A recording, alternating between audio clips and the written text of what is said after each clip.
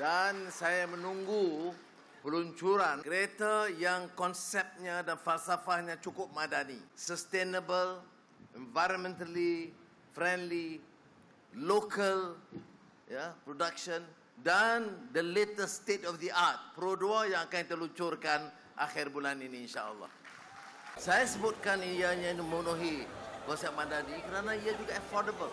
Bahawa pengeluaran itu harus memenuhi kehendak nasional, production yang pengeluaran yang boleh membantu menjana pertumbuhan ekonomi yang lebih segar.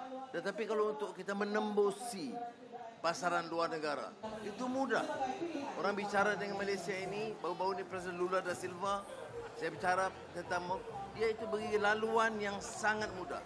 Dalam mesyuarat bilateral, dua hala di antara saya dengan beliau dan jemaah menteri dan menteri dia, Tengku Zafrul ada.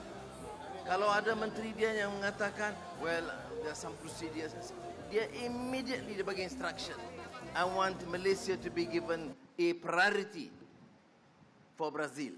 Ini makna hubungan antara bangsa dan persahabatan.